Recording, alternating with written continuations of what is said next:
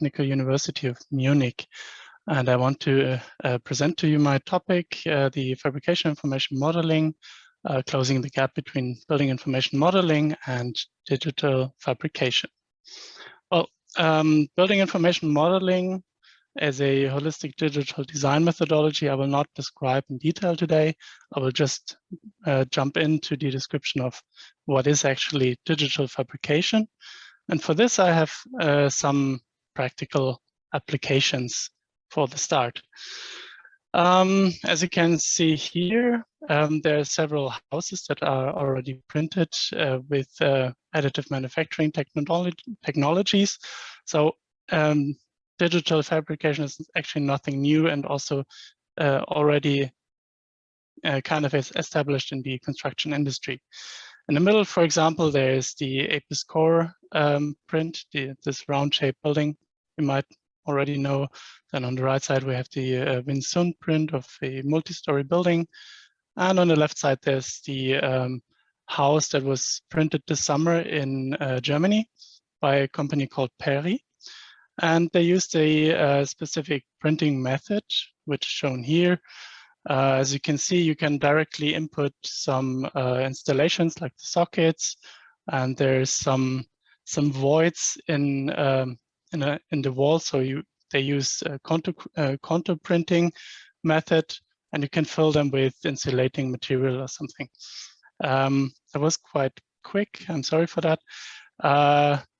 Yeah. Maybe it also represents that the printing technology used is actually quite fast, and they printed the whole vertical structure in less than 100 hours, which calculates to about 12 working days, which is quite fast for a project like this. Okay. In construction, there's several methods, AM methods already established and that can be used directly for printing concrete or even printing metal. And they can be classified into these two major types of methods. The extrusion-based methods, for example, they work on a principle that there is a printing nozzle which extrudes the material in the place you want to have material. On the right side, we have the powder bed methods, which works on the principle that there is a powder bed applied to a surface, like layer-wise, and this powder bed gets activated or bound at certain locations, as you can see here in the instructions. And with that methodology, you get very refined geometries, but have the disadvantage that it is limited to a certain space. So because the time is short and the extrusion-based methods are a bit more interesting for this presentation, I will focus more on these methods. And they also have they're more interesting because they can be adapted in various ways. One way is, for example, the machine system that is used for the printing method. In the case of the Peri house, for example, a gantry robot was used, but you can also replace that and attach some extruder, something like this, to maybe a mobile concrete pump, which is has been studied by the Technical University of Dresden, and or even industrial robots, which is studied by by projects that I'm also working together with. Industrial robots have a lot more advantages. They can be used to print a lot more complex structures like these overhanging structures, or they can actually be used to print on existing material like the reinforcement here. And this is actually a different type of printing. This is called shotcrete printing, which also applies material through a nozzle in an extrusion-based way. Yeah. All in all, there are a lot of established AM methods which can or may be used in cooperation combined for a construction project. And I think it cannot be seen what is written there, but it's not important. The important thing is that each of these white boxes on the outside represents a company that created a machine system for specific AM methods. And each of these machine systems comes with their own software system, and the data that is necessary for each of these systems may look different. So the question is, can everything work together? Can we use multiple systems for one construction process easily? That is quite hard, like this right now. If you have to use multiple software solutions and have to translate in between them. So we identified a research gap here. Well, it is not quite new because it was already defined by researchers Royo and Oxman from MIT as fabrication information modeling, and that by their definition, this term was defined as a methodology designed to bridge the gap between virtual design tools and advanced digital fabrication tools. It is basically a methodology that chains all processes that are involved in a construction project from the design to the production, to the fabrication and use of the product together, and provide a seamless transition from each of these individual processes. Well, in construction, we don't use these descriptions. It's something I derived from other industries. This is actually something that is looked at in Industry 4.0 research, and it also applies here. Another thing was the step and see approach that was already implemented for subtractive manufacturing methods. This is actually an approach to describe machine control in the same data structure that the geometry and the semantic information is stored in. And something similar we are proposing with the fabrication information modeling for construction. So let us look under the hood of the term fabrication information modeling. What is it exactly in the term I want to present to you right here? Well, BIM, as I described earlier, is a holistic system that already takes care of design and some engineering tasks and also logistical tasks. And you can model a lot of information with that methodology. But what is not yet possible is to design fabrication information. Fabrication is still done separately from BIM, and could be integrated when using digital fabrication methods, such as additive manufacturing methods. And for this, we want to implement an intermediate layer, the fabrication information modeling methodology. And there's a question, what kind of information do we need, and how can we derive it from already existing BIM models, or can it directly be created for FIM and brought back to a BIM model? So what about the information? is the geometry refined enough for fabrication, and what kind of information in the BIM model is actually necessary, and can we actually, do we need to define the material properties more accurately for the fabrication, and is some information missing? So, well, additive manufacturing methods allow for a lot more complex structures, and also allow for the creation of inner voids in structures, like shown a little bit here in this picture in the middle. So therefore, we need a lot more refined geometry data, and as best, it would be best to define the geometry by actually the motion of the robot system that is later used to create the part.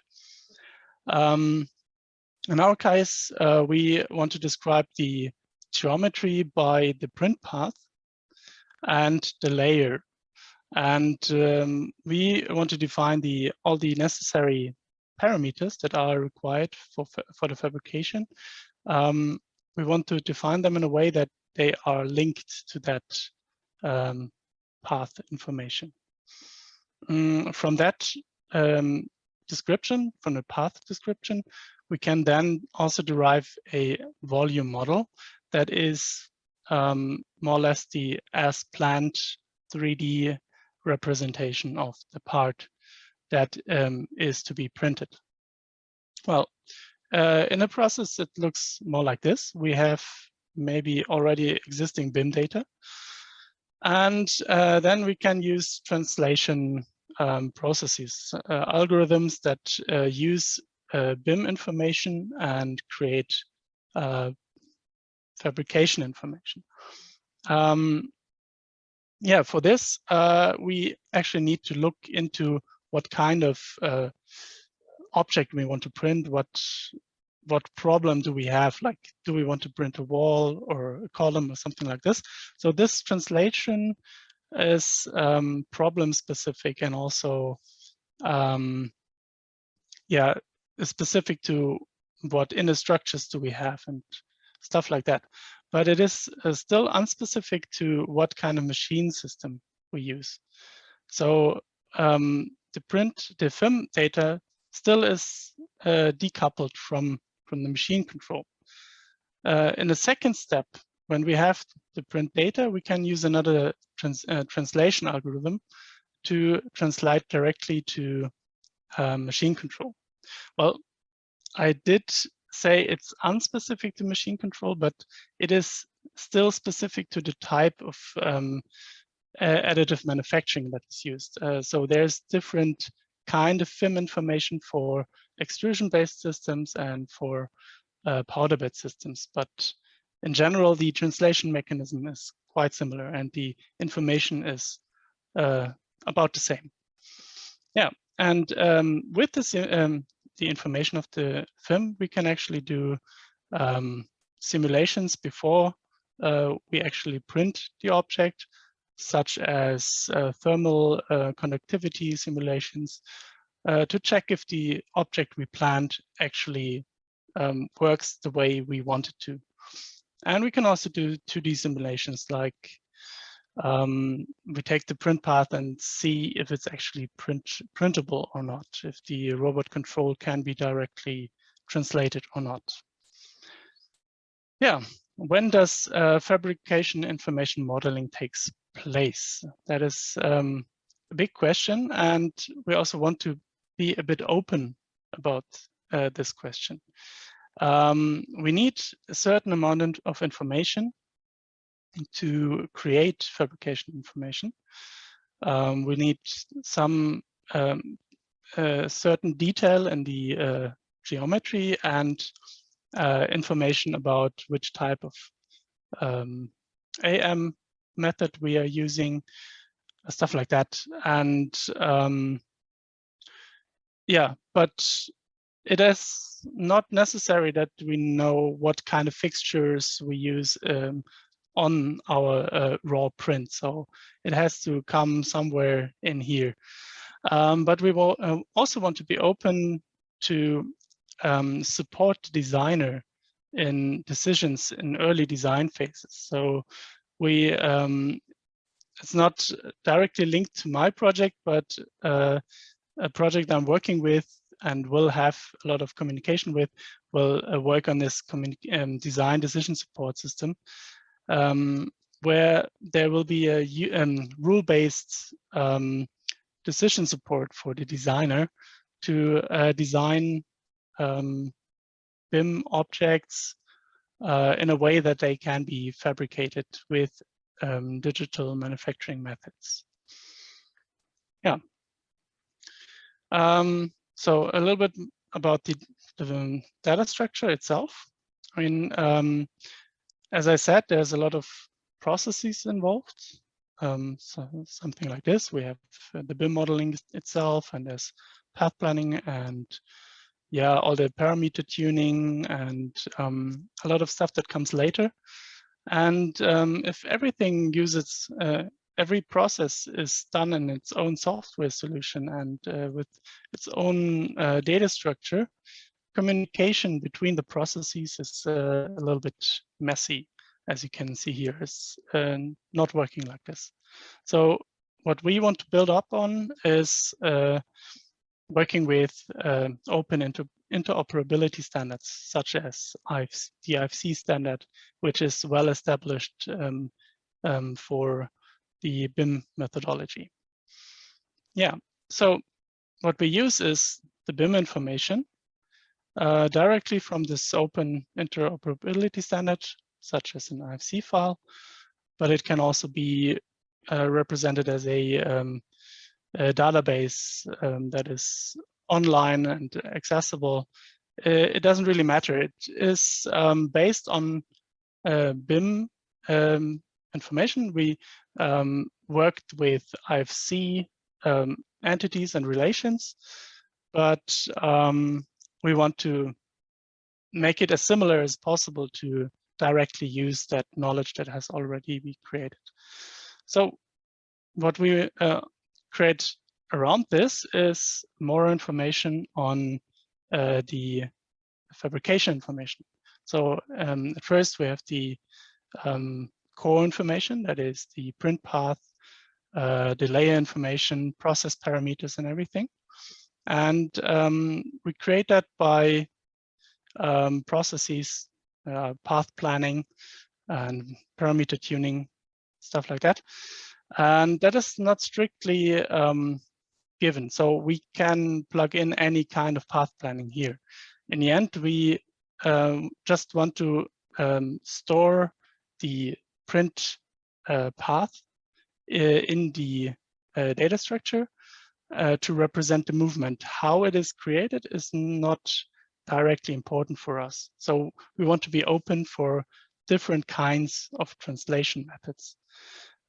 So we use BIM geometry, use a certain kind of translation algorithm to create a path and store it in our data structure.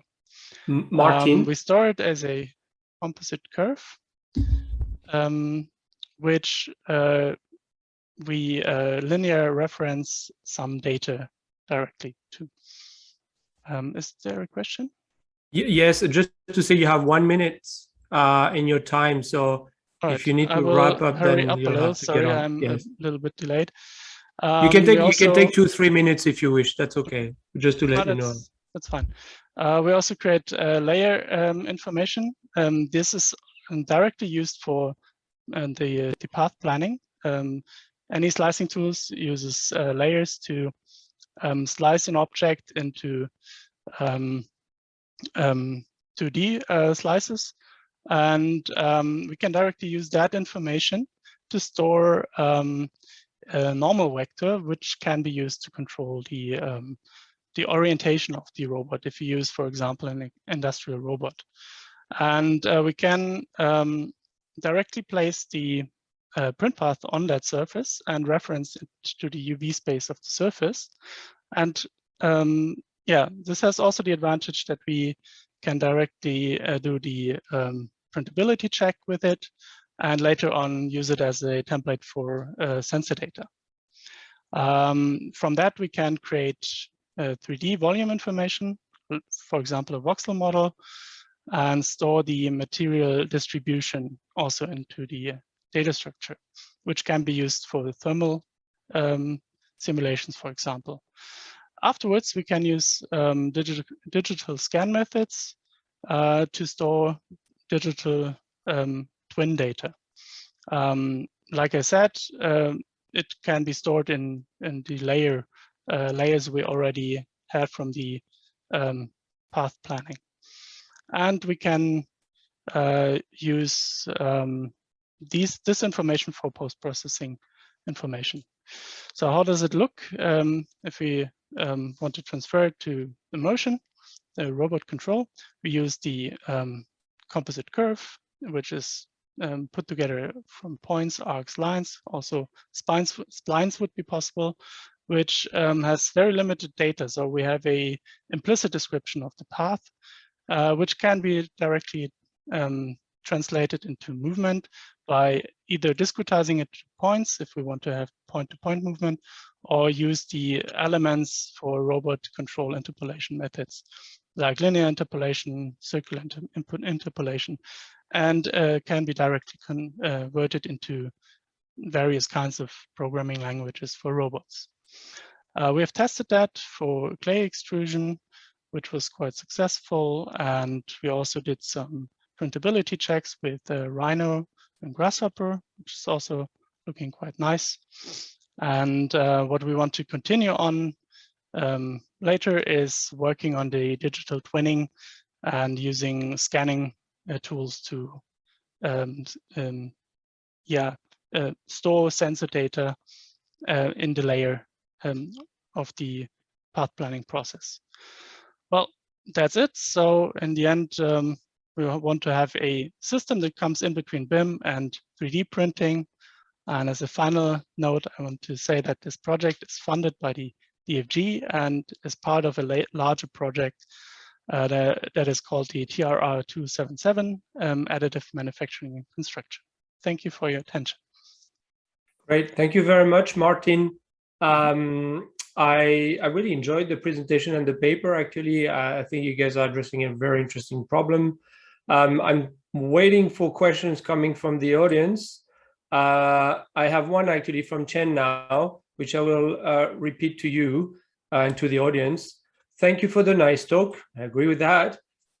Is there any existing open source theme that the community can use and contribute to, for example, on GitHub? So the data model and maybe the methodology of using IFC, etc. Is there something that is being shared to the community so they can also contribute to it, or is that an intention? That is actually an intention. I want to create a system that directly works from BIM to fabrication. The complete path is not yet implemented. Parts of it work directly, but not yet pieced together. And I also want to actually introduce the possibility of using sensor data before I publish anything on Git. But that is definitely an intention to put that into an open format for later use. Yeah, I very much recommend this practice. It's a good thing. One question I do have is, you kind of touched on this during your presentation, actually. So you call this fabrication information model, but some of this is very specific to additive manufacturing. So is there a way to kind of try to create something which is in fabrication information model, which would be more generic, and that would possibly apply to traditional fabrication methods, and then you could have, I don't know, children versions of that, or maybe more specific versions for the different types of fabrication methods, because you're almost talking about an additive method information model here, more than an actual fabrication information model. Yeah, that is true. So we focused more on the additive side, as in construction, these subtractive methods don't necessarily make sense. So if you have a huge chunk of concrete and chisel out all that is not necessary, it's not very efficient. But of course, I mean, the same kind of techniques apply to subtractive manufacturing. So we have Yes. a block, and we create motion paths that control a tool that chisels out some material.